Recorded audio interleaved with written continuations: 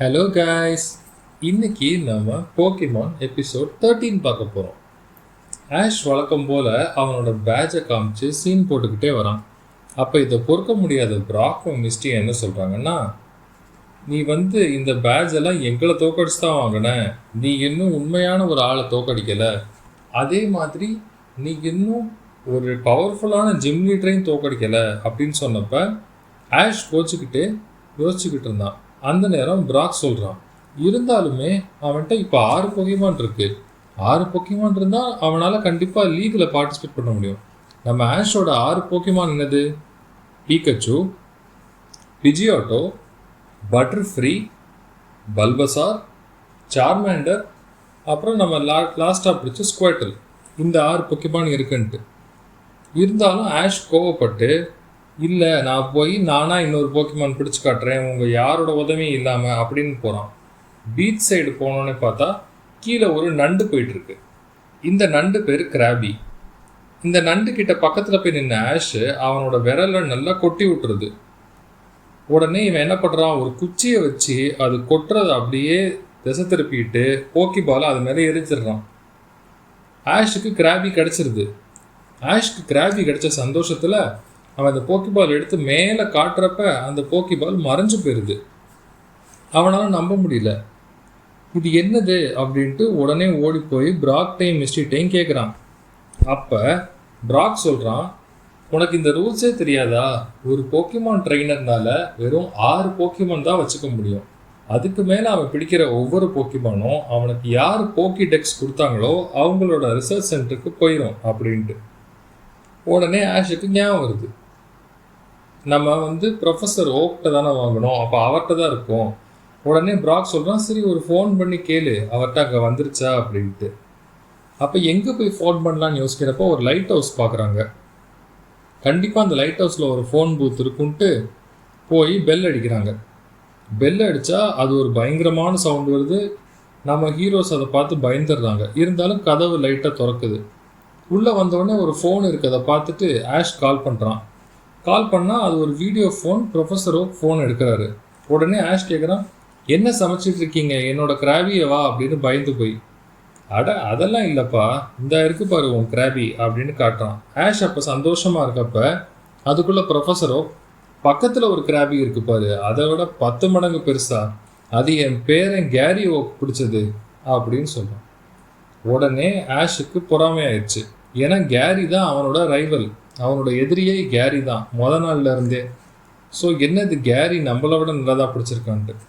அப்படி முடிக்கிறதுக்குள்ளேயே ப்ரொஃபஸரோ, கேரி இதுக்குள்ளே 50 பொக்கிமான் பிடிச்சிட்டான் தெரியுமா உனக்கு, எனக்கு எவ்வளோ பெருமையாக இருக்குது அப்படின்னு சொன்ன உடனே ஆஷ் கோவப்பட்டுட்டு இருந்த நேரத்தில், நீங்கள் எங்கே இருக்கீங்க அப்படின்னு ப்ரொஃபஸரோ கேட்குறாரு.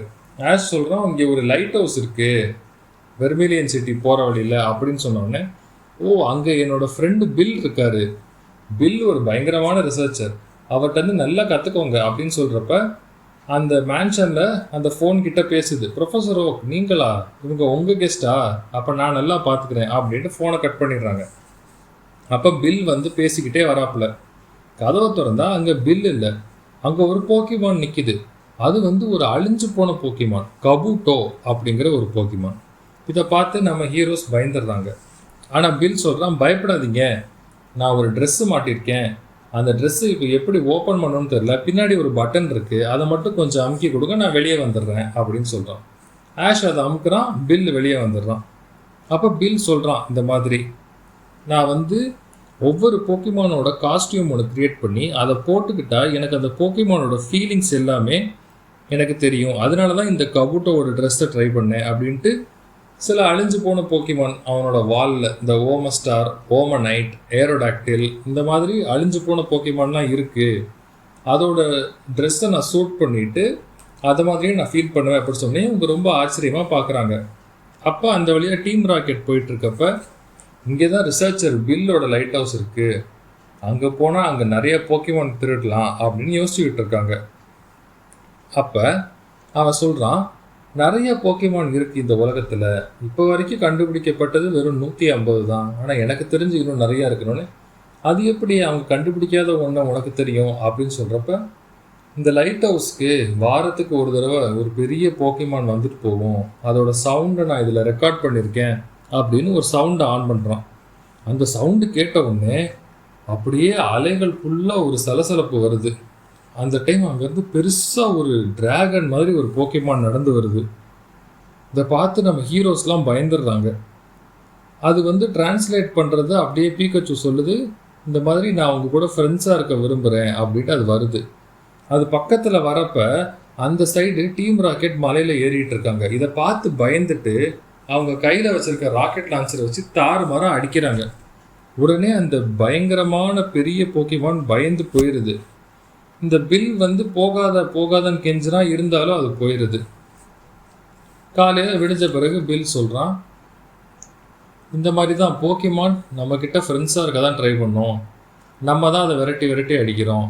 என்னைக்காவது ஒரு நாள் அந்த பெரிய போக்கிமான் எதுன்னு நான் கண்டுபிடிப்பேன், அதை நான் பார்ப்பேன் அப்படின்னு சொல்லிட்டு நம்ம ஹீரோஸ்க்கும் கான்ஃபிடென்ஸ் கொடுத்து, நீங்களும் போங்க, நிறைய போக்கிமான் பிடிங்க, இந்த உலகத்தில் நம்ம ஒவ்வொரு நாளும் கற்றுக்கிறது எல்லாமே நம்ம நல்லது தான் அப்படின்னு சொல்லி முடிக்கிறான்.